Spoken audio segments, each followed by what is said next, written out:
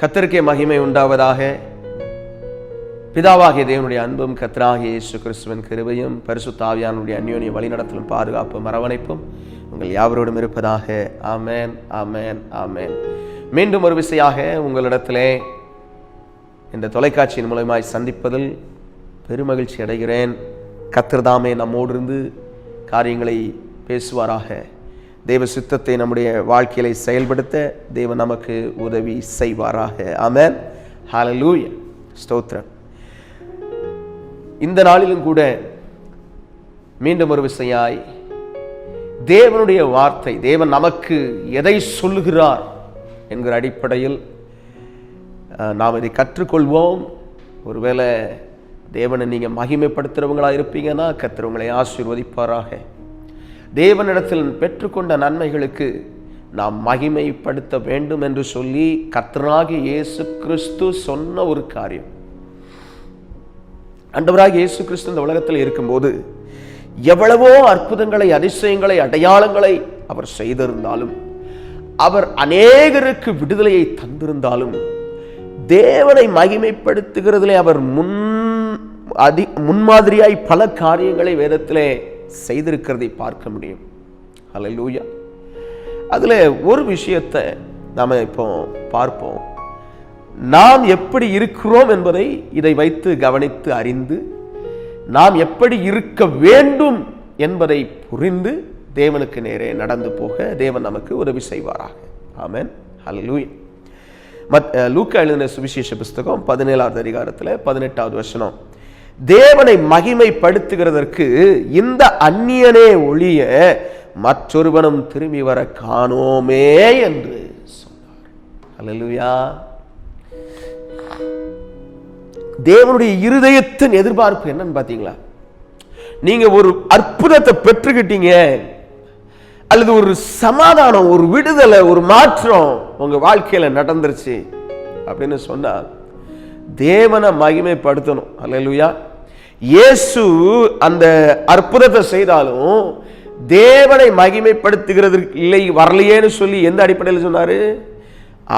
அவரை தேடி வந்தான் ஒருத்தன், அவனை தவிர மற்ற எல்லாரையும் ஒருத்தரும் வரலையப்பான்னு கேட்கிறார். ஹல்லேலூயா. இந்த இடத்துல பார்த்தோம்னா என்ன சம்பவம்? 11வது வசனத்திலிருந்து வாசிக்கிறேன். பின்பு அவர் எருசலேமுக்கு பிரயாணம் பண்ணுகையில் அவர் சமாரியா, கலிலேயா என்னும் நாடுகளின் வழியாய் நடந்து போனார். ஹல்லேலூயா. சமாரியா, கலிலேயா வழியா நடந்து போறாரு. அவர் ஒரு கிராமத்தில் பிரவேசித்த போது குஷ்டரோகமுள்ள மனுஷர் 10 பேர் அவருக்கு எதிராக வந்து தூரத்திலே நின்று, இயேசு ஐயரே எங்களுக்கு இறங்கும் என்று சத்தமிட்டார்கள். அல்லேலூயா. குஷ்டரோகம் பிடிச்ச 10 பேர் தூரத்தில் நிற்கிறான். வந்தா தூரத்தில் நிற்கிறான். ஏன் பக்கத்தில் வர முடியாது? ஏன்னா யூத கலாச்சாரத்தின்படி அவர்கள் வந்தா அவங்க தீட்டுன்னு சொல்லணும், இவங்களும் பக்கத்தில் போகக்கூடாது. அப்படி ஒரு செட்டப், அப்படி ஒரு சூழ்நிலை. அந்த சூழ்நிலையில அவங்க தூரத்தில் நின்று இயேசுவை பார்த்து ஐயரே, கரெக்டா கூப்பிட்டான், இயேசு ஐயரே. அல்லேலூயா. இயேசு கிட்டதான் விடுதலை, இயேசு கிட்டதான் அற்புதம், இயேசு மூலமாத்தான் விடுதலை. அல்லேலூயா. இன்றைக்கு உலகத்திலே எத்தனையோ ஊழியர்கள் ஊழியம் செய்தாலும் இயேசு என்கிற நாமத்தை அல்லாமல் ஒருவராலும் ஒன்றும் செய்யக்கூடாது. அல்லேலூயா. அதனால கர்த்தர் நம்ம கிட்ட நம்ம எப்படி இருக்கணும்னு சொல்லி விரும்புறாருங்கிறத முதல்ல நாம கவனித்து பார்ப்போம். ஹல்லேலூயா. நம்ம கிட்ட அவர் கேட்கிறதெல்லாம், அவரிடத்தில் நீ ஒரு விஷயத்தை பெற்றுக்கொண்டாயானால் அவருக்கு நீ நன்றி செலுத்த கடனாளியா இருக்கிறாய். அல்லேலூயா. அதனாலதான் என்ன பண்ணணும், சபைகள்ல ஏன் இன்னைக்கும் சாட்சி நேரம் என்று வைக்கிறார்கள். அது என்ன ஆகி போச்சுன்னா சடங்காச்சாரமாய் மாதிரி நான் கட்டாயம் வாரந்தோறும் சொல்லுவேன்னு சொல்லிட்டு எதையாவது ஒன்று சொல்றவங்க இருக்கிறாங்க. கர்த்தருக்கு ஸ்தோத்திரம், அவர்களை கர்த்தர் ஆசீர்வதிப்பாராக. ஆனால் தேவன் செய்த நன்மைகளை நான் தேவன் எனக்கு இதை செய்தார் என்று சொல்லி சொல்லாவிடல், அது என்ன ஆயிரும், அந்த அற்புதம் லாங் லாஸ்டிங்கா இருக்குமான்னு சொல்ல முடியாது. அவங்கள பத்தி பின்னாடி எழுதல, பைபிள் எங்கேயுமே எழுதல அவங்க பத்தி. ஆனால் தேவனிடத்திலே வந்து தேவன் தனக்கு செய்தவைகளை நினைத்து ஆண்டவரை மகிமைப்படுத்துகிறது என்பதை ஆண்டவர் விரும்புகிறார். அல்லேலூயா. நீங்க ஒரு ஜெப கூட்டத்துக்கு போறீங்க, அல்லது நீங்க போயிட்டு இருக்கிற சர்ச்சிலேயே நீங்க போய் கண்ணீர் விட்டு அழுறீங்க ஆண்டவர் சமூகத்தில். அப்ப அந்த இடத்துல கர்த்தர் ஒரு அற்புதம் செய்துட்டார்னு வைங்க, உங்களுக்கு என்ன செய்யணும்? அந்த சர்ச்சில் கட்டாயம் நீங்க முன்னாடி போய் நின்று சாட்சி சொல்லணும். கர்த்தர் எனக்கு இதை செய்தாரு, நான் இப்படி வந்து கர்த்தருடைய சபையிலிருந்து நான் அழுதேன், கர்த்தர் எனக்கு செய்தாருன்னு சொல்லணும். அல்லேலூயா. நீங்க ஒரு ஊழியத்தோட இணைஞ்சு எழுது ஊழியர்கள் மூலமாக உங்களுக்கு அந்த அற்புதங்கள் வந்திருக்குமானால் அந்த ஊழியரிடத்திலோ அல்லது அந்த ஊழியர் நடத்துகிற கூடுகையிலோ பங்கெடுத்து என்ன செய்யணும்? கர்த்தர் எனக்கு இதை செய்தார்னு சொல்லி கர்த்தரை உயர்த்த வேண்டும். ஆமென். இது எதுக்கு? தேவனை மகிமைப்படுத்துகிறதற்கு. ஒண்ணு, யார் மூலமா அந்த அற்புதம் நடந்துச்சோ அவங்க கிட்ட வந்து அந்த சாட்சியை சொல்லி தேவனை மகிமைப்படுத்துகிறது. அல்லேலூயா. இதை கற்றுக்கொள்ளுங்கள். ஒருவேளை நீங்க இதை செய்துட்டு வரீங்கன்னா கர்த்தருக்கு ஸ்தோத்திரம். அப்படி இதை செய்து கொண்டு வராதவர்கள் இதை கற்றுக்கொண்டு தேவனுடைய திட்டம் இதுதான் என்பதை உணர்ந்து செயல்படுத்துங்கள். கர்த்தர் உங்களை ஆசீர்வதிப்பார். ஆமென். சரி, இந்த சம்பவத்தை படிச்சு முடிப்போம். என்ன சொல்றாருன்னு, இயேசு ஐயரே எங்களுக்கு இரங்கும் என்று சத்தமிட்டார்கள். இயேசு ஐயரே எங்களுக்கு இரங்கும். Specific prayer. கடவுள்னு ஒன்று உண்மையிலேயே இருந்ததுன்னா எனக்கு உதவி செய், இப்படி சொல்றது யாரு? கடவுளை மறுதலிக்கிறவர்கள் இப்படி பேசலாம். அல்லது எல்லா கடவுளையும் வழங்கி பார்த்துட்டேன், ஒரு கடவுள் எனக்கு உதவி செய்யல, எல்லாம் கைவிட்டுருச்சு அப்படின்னு சொல்ற நிலையில இருக்கிறவங்க கடவுள்னு உண்மையிலேயே இருக்குதுன்னா எனக்கு உதவி செய்யட்டும்னு கேட்பாங்க. நாங்கள் உங்களுக்கு அறிவிக்கிறோம், ஒரே ஒரு பெயருக்குத்தான் அந்த வல்லமை உண்டு, அதுதான் கர்த்தராகிய இயேசு கிறிஸ்து. அல்லேலூயா. அந்த ஒரே பெயருக்கு முன்பதாக பூமியில் உள்ள முழங்கால்கள் யாவும் முடங்கும். ஆமென். வானத்திலும் பூமியிலும் இந்த நாமமே அல்லாமல் வேறொரு நாமம் கொடுக்கப்படவில்லை என்று வேதம் சொல்லுகிறது. ஆமென். அதனால இவன் தெளிவா கேட்டா, இயேசு ஐயரே எங்களுக்கு இரங்கும் என்று சத்தமிட்டார்கள். அல்லேலூயா. இயேசு ஐயரே எங்களுக்கு இரங்கும்னு கூப்பிட்டான். அவர்களை பார்த்து இயேசு அவர் பார்த்து, நீங்கள் போய் ஆசாரியர்களுக்கு உங்களை காண்பீங்கள் என்றார். அல்லேலூயா. இதுல இந்த விஷயத்தை கவனிச்சு பாருங்க. இவருடைய சொன்ன உடனே அவங்க செய்த காரியத்தை பாருங்க. அந்தப்படி அவர்கள் போகையில் சுத்தமான, ரொம்ப சிம்பிளா எழுதியிருக்கு இந்த விஷயம், ரொம்ப சின்னதா எழுதி, ரொம்ப கண்டென்ட்டா. அந்தப்படி அவர்கள் போகையில் சுத்தமானார்கள். எந்தப்படி? இயேசு அவர்களை பார்த்து நீங்கள் போய் ஆசாரியர்களுக்கு உங்களை காண்பீர்கள் சொன்னாரு பாருங்க. இந்த வார்த்தையை பரிபூர்ணமாய் விசுவாசித்து எடுத்து கொண்டார்கள். அல்லேலூயா. உங்களுடைய விசுவாசம் எப்படி இருக்குது? ஆண்டவர் உங்கள்கிட்ட பல நேரம் சொல்லியும் நீங்க அதை நம்பாம இருக்கீங்களா? அல்லது எனக்கு ஒரு நேரம் கர்த்தர் சொன்னா போதும், நான் பரிபூர்ணமா நம்புவேன்னு சொல்றீங்களா? எப்படி இருக்கிறீங்க? எந்த அடிப்படையில் உங்க விசுவாசம் இருக்கிறது? சற்று சிந்தித்து பாருங்கள் பிரியமானவர்களே. என்னை கேட்டுக்கொண்டிருக்கிற தேவ பிள்ளைகளே, நீங்கள் எப்படிப்பட்ட விசுவாசத்தை தேவனுக்கு நேரே வைத்திருக்கிறீர்கள் என்பதை உங்களை நீங்களே ஆராய்ந்து அறிந்து பாருங்கள். அல்லேலூயா. தேவன் நிச்சயமாய் நம்மை நடத்த வல்லவராய் இருக்கிறார். கொஞ்சம் யோசிச்சு பாருங்க. 10 பேரும் ஒருமனப்பட்டு வந்தான் ஃபர்ஸ்ட். அல்லேலூயா. இந்த ஒரு மனமானது அவனுக்குள்ளே ஒரு விடுதலையை கொண்டு வருகிற ஒரு ரகசியமா இருந்தது. அல்லேலூயா. ஒரு மனப்பட்டு வந்தான் சுகம் வேணும்ட்டு. அதே போல இயேசு சொன்னவன ஒரு மனப்பட்டு போனான் திரும்ப. அல்லேலூயா. ஒரு மனத்தோடு நீங்கள் எதை தேவனிடத்தில் கேட்டாலும் கர்த்தர் அவருடைய சித்தமாய் இருக்கிற பட்சத்தில் நிச்சயமாய் கொடுப்பார். அல்லேலூயா. ஆனால் ஒரு மனப்பட்டு கேட்க வேண்டும். தேவனுக்கு மகிமை உண்டாவதாக. இந்த இடத்துல பாருங்க, ஆசாரியர்களுக்கு உங்களை காண்பீங்கள் என்றாரு. அந்தப்படி அவர்கள் போகையில் சுத்தமானார்கள். அதுல என்ன நடந்துச்சுன்னு பெருசா எழுதல, ஏன்னா சப்ஜெக்ட் அது இல்லை. இப்போ சுத்தமாயிட்டா, ஏன்னா எல்லாருக்கும் தெரியும் இயேசு கிட்ட வந்தா விடுதலைன்னு.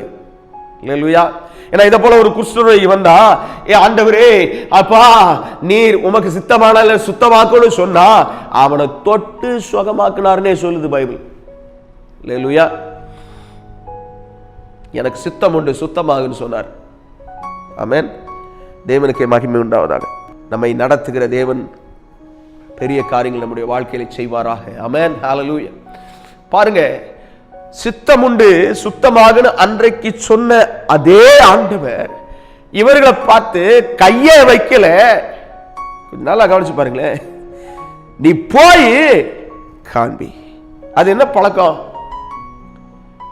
அந்த நாட்கள்ல ஆசாரியன் இவனை பார்த்து, ஏன்னா ஆசாரியர்கள் தான் இவங்களை, ஐயோ நீ குஷ்டரோகியா இருக்கிற, நீ பாளையத்துக்கு வெளியில இருக்கணும்னு சொல்லி வெளியே அனுப்பிச்சிருப்பாங்க. அப்ப அந்த ஆசாரியன் தான் இவங்களை அங்கீகாரம் பண்ணி இவங்களை ஏற்றுக்கொண்டு, ஆம் இவன் சுத்தமாக இருக்கிறான் அப்படின்னு சொல்லி இவர்களை ஏற்றுக்கொண்டு இவர்களுக்கான பலியிடுதலை பலியிட்டு அவர்களை திரும்ப அவர்களை உள்ளே பாளையத்திற்குள்ளே, அதாவது அவங்க இருக்கிற ஊருக்குள்ளே கொண்டு வரணும். அதை தான் சொன்னார் இயேசு. நீ போய் ஒரு ஆசாரியனுக்கு காண்பி. அவன் ஆசாரியனுக்கு காண்பிக்கிறதுக்கு 10 பேரும் ஒருமித்து திரும்பி போனது எவ்வளவு பெரிய ஆச்சரியம். அல்லேலூயா. நல்ல கவனிங்க. தேவன் ஒரு மனிதனிடத்தில் இடைபெட வேண்டுமானாலும் அல்லது ஒரு கூட்டத்தாரிடத்தில் இடைபெட வேண்டுமானாலும் அங்கே அவருடைய சத்தம் கேட்கிற ஒருமனப்பட்ட ஒரு கூட்டம் இருக்கும். அல்லேலூயா. தேவனுக்கே மகிமை உண்டாவதாக. சரி, ஒருமனப்பட்டு போயிட்டா சுத்தமாயிடுச்சு. அவர்கள் போகையில் சுத்தமானார்கள். அவர்களில் ஒருவன் தான் ஆரோக்கியமானதை கண்டு திரும்பி வந்து உரத்த சத்தத்தோடே தேவனை மகிமைப்படுத்தி, ஹல்லேலூயா, அவருடைய பாதத்தருகே முகங்குப்புற விழுந்து அவருக்கு ஸ்தோத்திரம் செலுத்தினான். அவன் சமாரியனாயிருந்தான் என்று எழுதப்பட்டிருக்கிறது. ஹல்லேலூயா. அவள் இஸ்ரவேல் புத்திரன் கூட இல்லை, சமாரியர்கள் அவங்க மத்தியில் இருந்தாங்க. சோ அப்படிப்பட்ட ஒரு இடத்துல இருந்து வந்த ஒரு மனுஷன் எப்படி, அவனுக்கு என்ன தெரிஞ்சிருக்கு பாருங்க, ரகசியம். இதெல்லாம் எவ்வளவு அழகா ஆண்டவர், அழகா இந்த ஆவியானவர் இப்படி அழகா இந்த விஷயத்தை எழுதி வச்சிருக்கிறார் பாருங்க. நாம புரிஞ்சுக்கணும், நாம தெரிஞ்சுக்கணும், நாமளும் இதை செயல்படுத்தணுங்கிறதுக்காக. அல்லேலூயா. வந்தவன் சும்மா இல்ல, உரத்த சத்தத்தோட தேவனை மகிமைப்படுத்தி அவருடைய பாதத்தருகே முகங்குப்புற விழுந்து. What a wonder it is. எவ்வளவு ஒரு அற்புதமான காரியம். இயேசு எல்லா கனத்திற்கும் மகிமைக்கும் துதிக்கும் பாத்திரராகவே இருக்கிறார். அல்லேலூயா. வந்தான், பாதத்திற்கு அருகே விழுந்து, எப்படி விழுந்தான்? முகங்குப்புற விழுந்துட்டா. எஸ் ஆண்டவரே, நீர் எனக்கு செய்த இந்த நன்மைக்காய் நான் உம்மையே பணிந்து கொள்ளுவேன் என்று சொல்லி வந்து விழுந்தான். அல்லேலூயா. பிரியமானவர்களே, தேவனை மகிமைப்படுத்துகிறவர்கள் தேவனை தேடி, தேவனை சார்ந்து, தேவனிடத்தில் வந்து தேவனே என்று சொல்லி பணியும் போது God will be pleased. கர்த்தர் மிகவும் சந்தோஷப்படுவார். என் புள்ள ஒரு சின்ன ஒரு காரியத்தை அவனுக்கு செஞ்சேன், அழகா என்ன வந்து ஆராதிக்கிறார், அழகா என்கிட்ட வர்றான். அதனால என்ன நடக்கும் தெரியுமா? அவன் எப்ப வந்தாலும் ஃபர்ஸ்ட் ப்ரிஃபரன்ஸ் இருக்கும். அல்லேலூயா. நீங்க தேவ சமூகத்துல போகும்போது உங்களுக்கு ஃபர்ஸ்ட் ப்ரிஃபரன்ஸ் இருக்குதா? ப்ரிஃபரன்ஸ் இருக்குதா? கொஞ்சம் யோசித்து பாருங்களேன். என்ன பிரதர் இது புரியலையே? நீங்கள் ஜெபிக்கிற ஜெபங்களுக்கு உடனடி பதில் வருகிறதா இல்லையா? வசனம் சொல்லுகிறது, நாம் எதையாகிலும் அவருடைய சித்தத்தின்படி கேட்டால் பெற்றுக்கொள்வோம். அப்ப கேட்கலனா கிடைக்காது. சித்தத்தின்படி கேட்கணும். ரைட். இந்த அண்டர்ஸ்டாண்டிங் இருக்கிறவனுக்கு தான் முதல்ல அந்த ஆண்டவருடைய சத்தம் சரியாய் கேட்டு அந்த அடிப்படையில் அவன் நடந்து போற காரியமே இருக்கும். ஹல்லேலூயா. தேவனுடைய வெளிப்பாடுகள் அவனுக்குள்ளே கிடைக்கும். தேவனுடைய வார்த்தையின் வல்லமை அவனுக்குள்ளே வந்து தொடும். ஹல்லேலூயா. கர்த்தர் நம்மேலே அன்பாய் சந்தோஷமாய் மனமகிழ்ச்சியாய் இருக்கிறாரா? நீங்கள் எவ்வளவு நாளாய் உண்மையாய் ஆண்டவரை துதித்து ஆராதித்து ஆயிற்று? உங்கள் இருதயத்திலிருந்து இல்ல பிரதர், நாங்க ஏதோ வழக்கம் போல சர்ச்சைக்கு வர்றோம், சர்ச்சைக்கு வந்து நாங்கள் சும்மா பாடுறோம், சும்மா எல்லாம் செய்யறோம் பிரதர், அப்படி இருக்கீங்களா? எல்லாரோட சேர்ந்து பாடுறோம் பிரதர், அவ்வளவுதான். சரி, இப்போ வந்து லாக்டவுனு இல்லை, இந்த நேரத்தில் எப்படி இருக்கு? ஒவ்வொரு இடத்துல ஒவ்வொரு மாதிரியான லாக்டவுன். ஒருவேளை இதை கேட்கும்போது லாக்டவுன் முடிஞ்சிருந்தா கர்த்தருக்கு ஸ்தோத்திரம். நெருக்கப்படுகிற நிலை, அந்த நிலையில தனியா வீட்டில் தனியா ஜெபம் பண்றீங்களா? தனி ஜெபமும் அவசியம், குடும்பமா ஜெபிக்கணும் அதுவும் அவசியம். ஆனா எப்படி? எங்க அப்பா கூப்பிட்டுட்டாரு அதனால நான் ப்ரேயர்ல இருக்கிறேன், எங்க அம்மா சொல்லிட்டாங்க அதனால நான் ப்ரேயர்ல இருக்கிறேன், என் புருஷன் சொன்னார் அதனால வந்து உட்கார்ந்து இருக்கிறேன், என் மனைவியினால வந்து உட்கார்ந்து இருக்கிறேன், எங்க அப்பா அம்மா எங்க தாத்தா பாட்டி எங்களை விட மாட்டேங்கிறாங்க அதனால உட்கார்ந்து இருக்கிறோம், அப்படி சொல்றீங்களா? அல்லது முழு உள்ளத்தோடு தேவனை ஆராதிக்க நீங்கள் வருகிறீர்களா? அல்லேலூயா. தேவன் முழு உள்ளத்தோடு வருகிறவர்களை ஒரு நாளும் புறமே தள்ளுகிறவர் அல்ல. முழு உள்ளத்தோடு அவரை தேடுகிறவர்களை ஒரு நாளும் தள்ளி விடுகிறவரும் அல்ல. உங்களுக்கு செய்ய வேண்டிய எல்லா நன்மைகளையும் உங்களை நடத்தி வந்து காரியங்களை செய்வார். அல்லேலூயா. தேவனுக்கு மகிமை உண்டாவதாக. நம்மை ஆசீர்வதிக்கிற கர்த்தர், ஆமென். நம்மை திடப்படுத்துகிற கர்த்தர், நம்மை பலப்படுத்துகிற கர்த்தர். கர்த்தருடைய கிருபையும் சமாதானமும் நம்மோடு இருக்கிறபடியால் நாம் ஆண்டவரை சரியாய் அறிந்து செயல்பட வேண்டும். ஆமென். தேவனை தேடுகிறவர்கள் அவர் உண்டென்றும் அவரை விசுவாசித்து பிசாசு நடுங்கிறது போல நாம என்ன பண்ணணும்? பயபக்தியா அவர் முன்னாடி வரணும். ஆமென். பயபக்தியா அவர் முன்னாடி வர வேண்டியதன் அவசியம் இருக்கிறது. பிரியமானவர்களே, கர்த்தருடைய ஆசீர்வாதம் நம்ம மேல தங்குறதற்கு, கர்த்தருடைய வழிநடத்துதல் நம்ம மேல இருக்கிறதற்கு நாம் தேவனுடைய ராஜ்யத்திலே உண்மையுள்ளவர்களாய் வந்து நடக்க வேண்டும். மாய்மாலம் பண்றவங்களா இருக்கக்கூடாது. ஆமென். உள்ள ஒண்ணு வச்சு வெளியே ஒண்ணு செயல்படுறவங்களா இருக்க கூடாது. இந்த மனுஷனுக்குள்ள உள்ள வச்சிருந்து வெளியில ஒரு மாதிரி நடக்கிறதுக்கு தெரியல. அவன் சுகமானதை பார்த்தா ஓடி வந்து உரத்த சத்தத்தோடு தேவனை மகிமைப்படுத்தி அவருடைய பாதத்தருகே முகங்குப்புற விழுந்து அவருக்கு ஸ்தோத்திரம் செலுத்தினான். ஹல்லேலூயா, ஹல்லேலூயா. ஒவ்வொரு நாளும் இந்த அனுபவம் இருக்கணும் நமக்கு.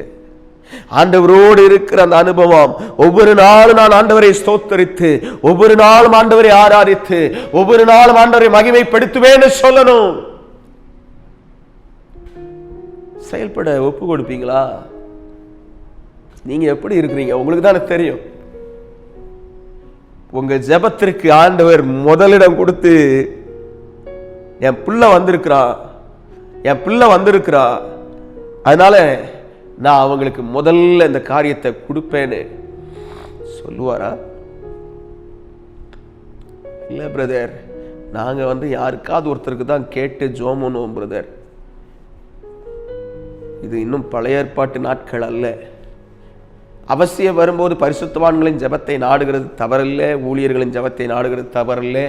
ஆனால் எப்பவுமே அப்படியே இருக்கக்கூடாது. அல்லேலூயா. நீங்கள் வளரும்படி என்று எழுதப்பட்டிருக்கிறது. புதிதாய் பிறந்த குழந்தைகள் போல களங்கமில்லாத ஞானப்பாலாகிய இந்த வேத வசனத்தின் மேலே வாஞ்சையாயிருங்கள். ஆமென். வேத வசனத்து மேல வாஞ்சையாயிருக்கிறீர்களா? தாகமாயிருக்கிறீர்களா? ஆசையாயிருக்கிறீர்களா? அல்லது எந்த நிலையில இருக்கீங்க? ஆராய்ந்து பாருங்க. நான் உண்மையிலேயே இப்படிப்பட்ட காரியத்தை செய்யறேனா? எப்படி இருக்கிறேன்? நான் உண்மையிலேயே ஆண்டவரை ஆராதிக்கிறேனா? உண்மையிலேயே ஆண்டவருக்கு நான் மகிமையை செலுத்துறேனா?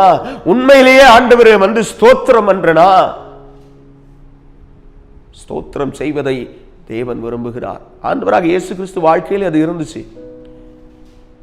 சீஷர்களோட இருந்திருக்கும் போது அவர் ஸ்தோத்திரம் பண்ணின பின்பு ஆமென்,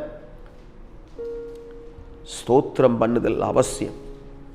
ஆண்டவரை மகிமைப்படுத்துதல் அவசியம். இங்க பாருங்க, இவன் இப்படி செய்யலாம் பாருங்க, ஸ்தோத்திரம் செலுத்தினான் பாருங்க.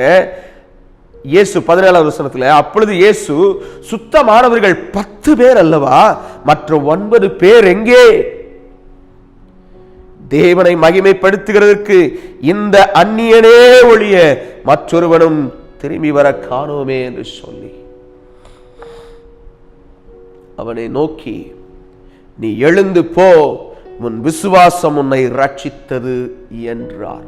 அல்லேலூயா. எழுந்து போ, உன் விசுவாசம் உன்னை ரட்சித்தது. ஹல்லேலூயா. கொஞ்சம் யோசித்து பாருங்க. நான் ஒன்னு விசுவாசிக்கிறேன், இதுல அந்த 10 பேரையும் ஒருங்கிணைச்சு இந்த மனுஷன் தான் கூட்டிட்டு வந்திருக்கிறதுக்கு வாய்ப்பு இருக்கு. ஆண்டவர் ஸ்பெசிபிக்கா, நீ போ, உன் விசுவாசம் உன்னை ரட்சித்தது. அல்லேலூயா. இவன் ஒருங்கிணைச்சு கூப்பிட்டு வந்திருக்கணும். திரும்ப அவங்கள கூப்பிட்டு வாய்ப்பு இருக்கு, வாங்கடா போலான்ட்டு அவன் அவசரத்துல ஓடி இருக்க வேண்டும். ஏன்னா தெளிவா சொல்றாரு, நீ எழுந்து போ, உன் விசுவாசம் உன்னை ரட்சித்தது. அல்லேலூயா.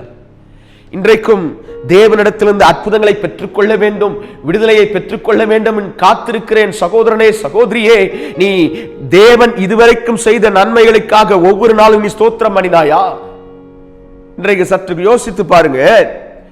உலகம் முழுசும் இந்த லாக்டவுன் கொரோனாவனால உங்களை ஜீவனோட வச்சிருக்கிறாரு, எவ்வளவு பெரிய காரியம். பாதுகாப்பா வச்சிருக்கிறாரு, எவ்வளவு பெரிய காரியம். அவருடைய கிருபை தானே, அவருடைய இரக்கம் தானே. தேசம் அடைக்கப்பட்டிருக்கிற நாட்களிலேயும் உங்களை போஷித்திருக்கிறாரே, எவ்வளவு பெரிய காரியம். ஸ்தோத்திரம் பண்ணுதல் அவசியமா இருக்கிறதே. ஸ்தோத்திரம் செய்தலே தகும் என்று வேதம் சொல்லுகிறபடி ஸ்தோத்திரம் பண்ணுதல் அவசியமா இருக்கிறதே.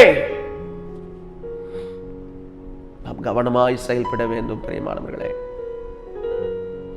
கர்த்தருடைய கரத்துக்கு நம்மை அர்ப்பணித்து தேவ சித்தம் நம்முடைய வாழ்க்கையில நிறைவேறட்டும் சொல்லி ஒப்பு கொடுத்து, ஆண்டவரே நீர் என்னை இம்மட்டும் காத்த கிருபைக்காக, இம்மட்டும் என்னை பலப்படுத்தின கிருபைக்காக உமக்கு ஸ்தோத்திரம்.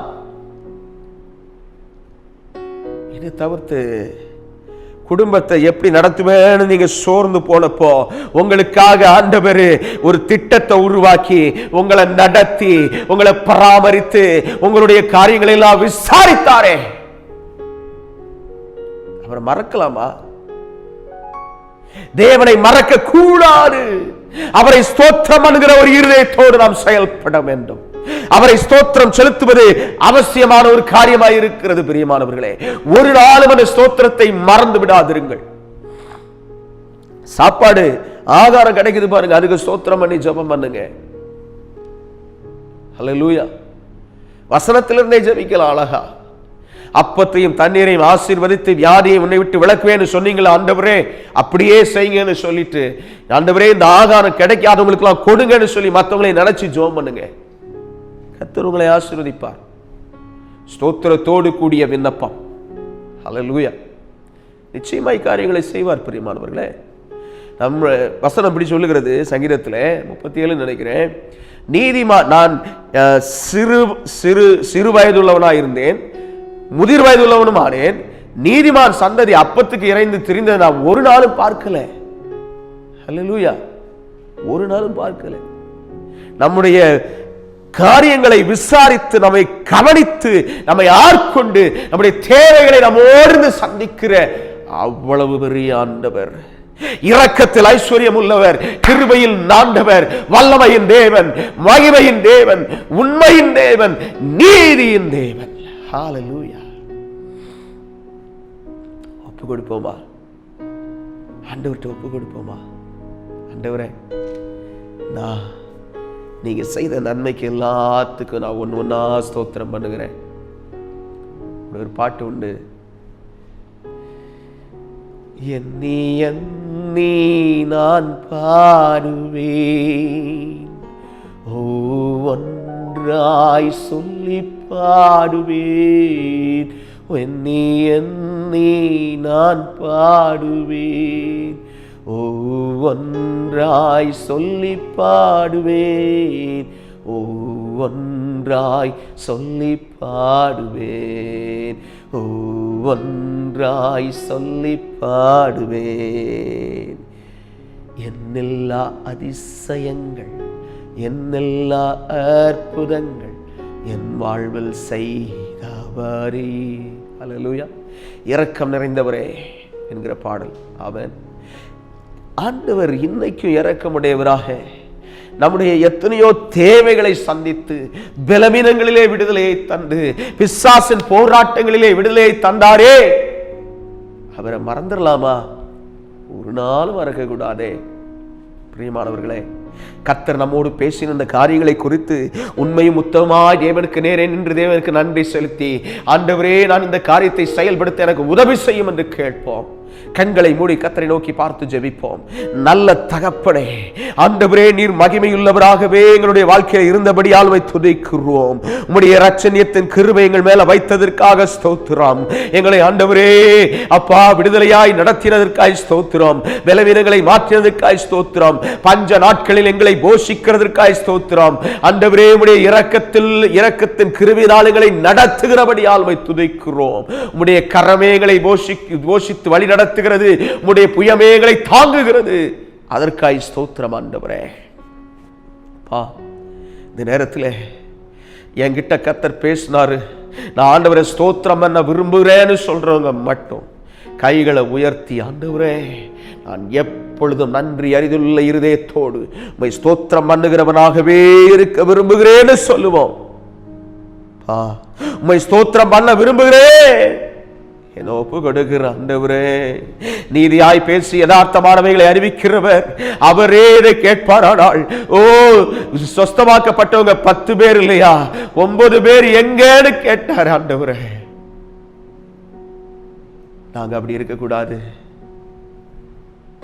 சுத்தமாக்கப்பட்ட பின்பு, விடுதலையை பெற்ற பின்பு தேவனுடைய சித்தத்தை செய்கிறவர்களாக நாங்கள் நடந்து போக எங்களுக்கு உதவி செய்யுங்க. தேவனுடைய ராஜ்யத்தை ஆண்டவரே சுதந்திரித்துக் கொள்ளுகிறவர்களாய் நாங்கள் நடக்க எங்களுக்கு உதவி செய்யுங்க. கரத்தில் எங்களை ஒப்புக் கொடுக்கிறோம். உம்முடைய திவ்ய சுபாவத்திற்கு பங்குள்ளவர்களாய் ஆண்டவரே உம்மையே துதித்து ஆராதிக்கிறவர்களாய் இருக்க எங்களுக்கு உதவி செய்யுங்க. உம் பாதத்திலே விழுந்து உம்மை ஆராதிக்க உதவி செய்யுங்க. கர்த்தராகிய இயேசுவின் நாமத்தில் அர்ப்பணித்து ஜெபிக்கிறோம் ஜீவனுள்ள நல்ல பிதாவே. ஆமென், ஆமென், ஆமென். கர்த்தர் தாமே இந்த காரியங்களை உங்கள் வாழ்க்கையிலே செயல்படுத்தக்கூடிய கிருபைகளை தந்து ஆசீர்வதிப்பாராக. ஆமென், ஆமென், ஆமென்.